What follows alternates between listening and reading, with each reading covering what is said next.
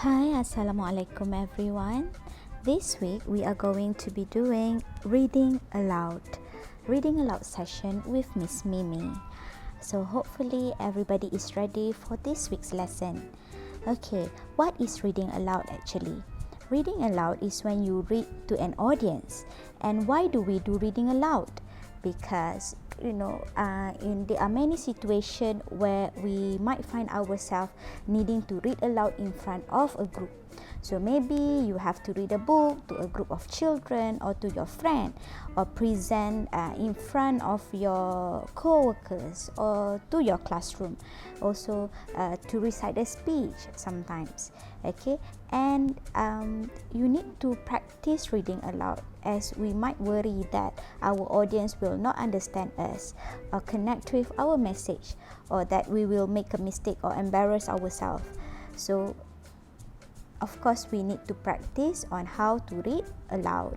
Okay, the first thing that we should do when we are practicing to read aloud is to get comfortable with our text.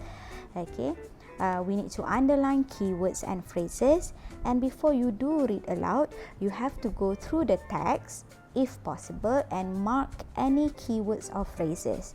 You will want to emphasize this important spot so that your audience can better understand your message.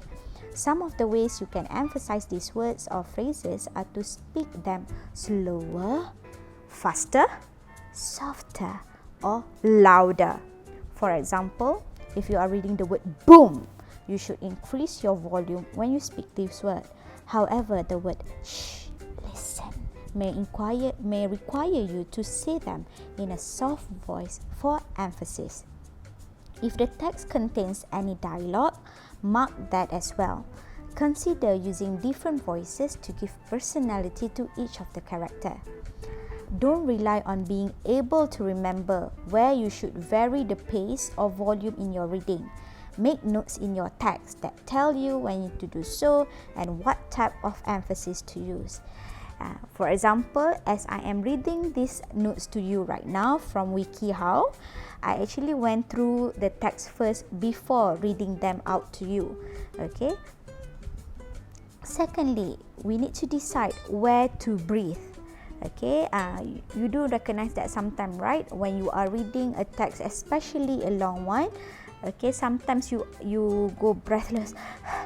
Okay, and then taking your breath too much is not good, and not taking your breath when you should is not good as well. So figuring out where you should breathe is important in keeping continuity in your reading. You will want to make sure you aren't constantly running out of breath in the middle of a sentence. So before reading your selection, you have to go through your text and mark where the breaks in the phrases and sentences are. These places are where you should breathe. And when you do take a breath, take one deep enough to allow you to continue reading comfortably until the next marked break. And then thirdly, you need to plan where you will pause. Okay, pauses in the text provide emphasis and create a dramatic effect. They also give your listeners a chance to digest what you have just read and let your words sink in. Mark the places you will pause in your text to help yourself remember where to do this. Be sure to indicate which marks are for breath and which are for pauses. Your pauses will be longer than simply taking a breath. See, I just took a breath. Pauses can also give you an opportunity to scan your audience and make sure they are engaged. You can adjust your volume or emphasis based on audience reactions if necessary. And if you are reading a text, sometimes the pauses are already in the text. You can see where the commas are and also where the connectors are. For example, and, okay, or but. Those are the natural pauses in the sentences that are already written. Next, you need to watch others reading out aloud. It can help to watch others read aloud as an example of what to do. As you're watching them, note the things they do that make you take interest or that make it easier for you to understand the text. keep a notepad handy so you can jot down notes while they are speaking. Okay, and you know, you can look for videos of engaging speakers online. Look at the speech by well-known people like Martin Luther King Jr. or by Malala Yousafzai. Or if you are a BTS fan like me, you can also research, you can also find Kim Namjoon's speech at the UN. Okay, those are very good speech, and you see that when they are speaking, they do practice their read aloud. They don't just speak it just like that. Okay, next, do a read through by yourself. This is very important. You need to practice. Once you have planned out how you want to read your text, you need to practice reading it out aloud. Okay, this will give you a chance to become more comfortable with the text. Being familiar with the text will make your presentation smoother and allow you to focus on doing the things that will help you connect with and engage with your audience. And you may find it helpful to practice reading in front of a mirror. For this time, you might not need a mirror because you don't really have an audience, because we are only going to record our reading aloud session and put it up online. But if you are doing it in front of the audience, you might want to practice the kinds of facial expressions and body language you would like to use during your reading. Okay, for example, if you are reading a story, there should be facial expression, voice, different voice conjunctions and projections that will help you connect with the text and your audience. And you need to make sure you practice emphasizing the words and phrases you have marked, breathing at appropriate times, and adding in any dramatic pauses you have identified. You also have to record yourself so that you can observe your reading. So this time around, to practice our reading aloud skill, okay, I will ask you to record yourself, just the audio of you reading aloud an article. So when you do a practice run first. Okay, record it on your phone. Okay, and read the text as you would in front of an audience. Use appropriate pauses, breathing, and emphasis. And when you are done, remember to play the recording back so you can watch and listen to yourself and make any suitable adjustment. Okay, you make note of any strengths and weaknesses you identified in the playback. Okay, when I do these videos for you, okay, sometimes I would re-watch my videos and listen again to any of the weaknesses that I could identify. And of course, we need to improve all of the things that we have identified. You also need to pay attention to your body language when you are giving a speech or when you are reading aloud in front of somebody. Okay, even though we are doing this online, you also need to pay attention to your body language as well. I find it easier if to pretend that there is an audience listening to what I am saying, to what I am reading when I do this kind of online reading aloud. Okay, but you as the reader, okay, you may notice quirks that you need to be aware of during your reading. Okay, such as bad posture or playing with your hair, or when you are reading online, you might be easily distracted by things around you. Okay, and of course, you need to practice your reading in front of others. And since we do not really have an audience, a real audience in front of us, okay, what we are going to do this week is to practice our reading through online recording. So you will record your reading aloud session, and then you will send it in to your teacher, and your teacher will give you feedback. They will let you know if you need to speak more loudly or clearly, or you can also ask your teacher if they were able to identify the key points of the text based on your use of emphasis. Okay, next one, you need to speak clearly and audibly. Okay, pace yourself.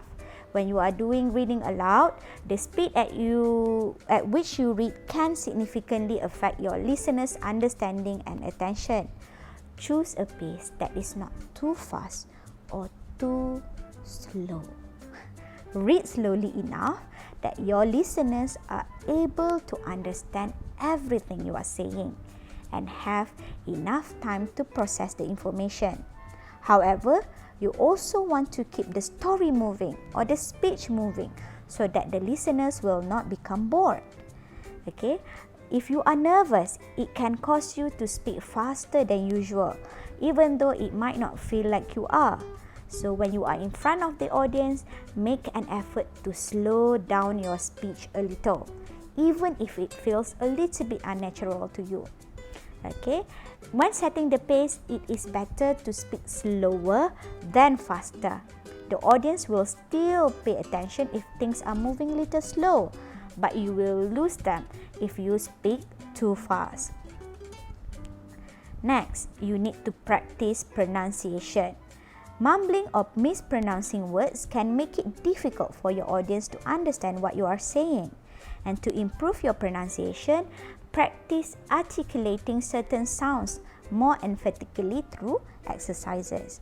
Okay, especially in English, there might be some words in the article that you are unfamiliar with.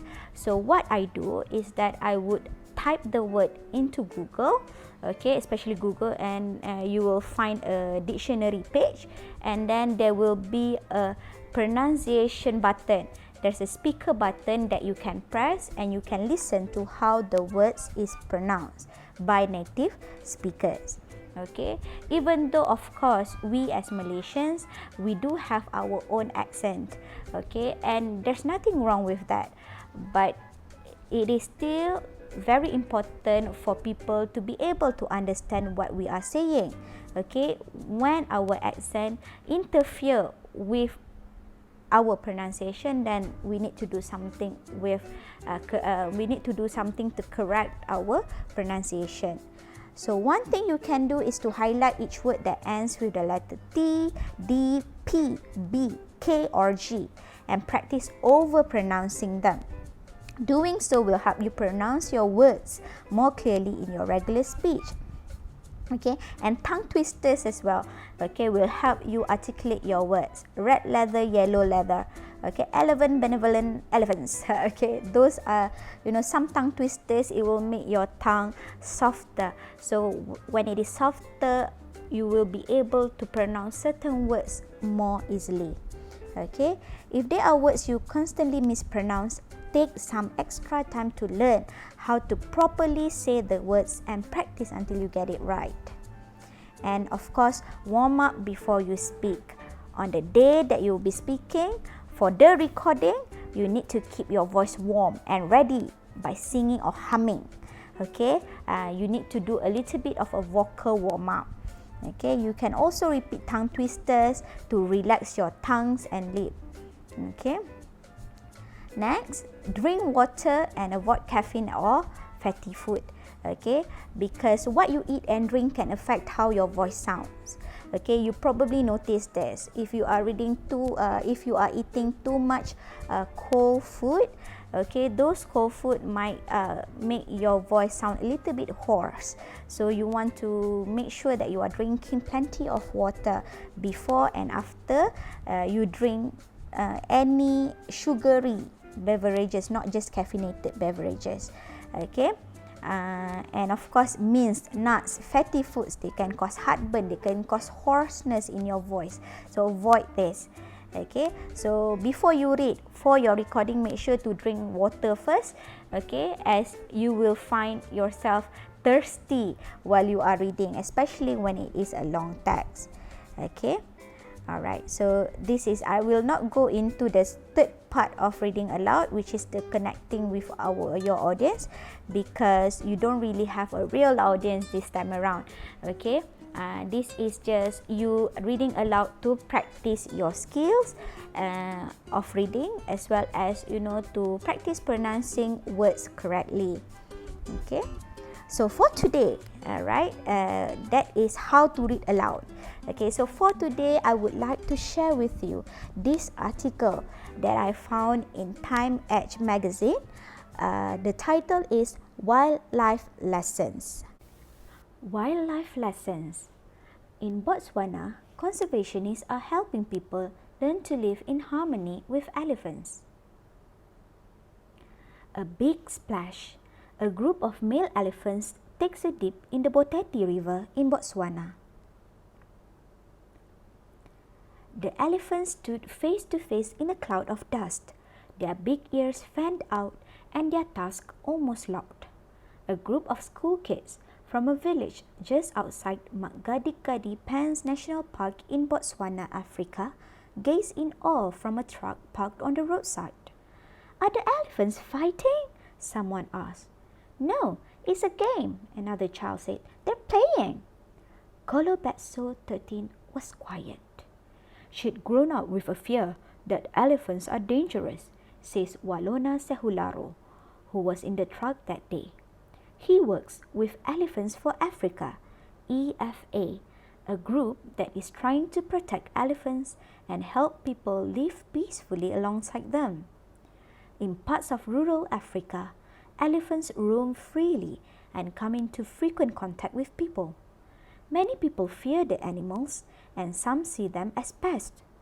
Conflict between people and elephants is common. EFA wants to change that. It hopes villagers will learn to value the animals in their backyard. One of the group's goals is to inspire young people to be conservation leaders. "I want to instill in them a sense of ownership over their environment," Sehularo told Time Edge. Sharing the land. Threatened by poaching in other parts of Africa, elephants have long found safety in Botswana. See On the Move. Conservationists say it is home to more elephants, around 130,000, than any other country in Africa. Much of Botswana's land is protected, which allows the animals to migrate safely. On any given day, herds of them can be found along the Boteti River. But elephants also wander into farms, where they eat and trample crops. In some cases, farmers respond by killing them. People have also been hurt or killed in conflicts. Farmers don't want to hurt elephants, says EFA founder Kate Evans. They just want to produce enough crops to feed their families and to sell at market. She and her team work with farmers to guard their land from elephants. EFA also tracks elephants' movements and supplies data to the government, which uses this information to help determine which land is best for farming and which land should be for animals. Change of heart. Botswana's large elephant population attracts wealthy tourists to Makgadikgadi Pans, but few local children can afford to visit.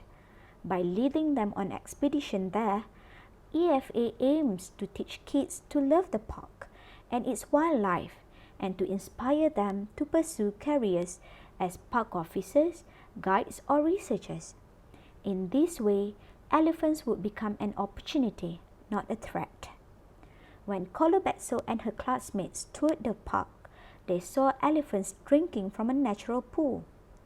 One of the males headed straight for the truck, defending its herd, then turned and walked away, much to the kids' amazement. "It was one of those moments you cannot explain," Sehularo says. "It fills you with an indescribable joy." What about Kolobetso? She started to enjoy spotting elephants, and she even said she would like to return to the park someday. For Sehularo, it meant he was making a real difference. "Many in my country think, why should I care about the animals? But the only way things get better is if people care. When they own the fight, conservation will win." By Brian S. McGrath. Laugh and learn.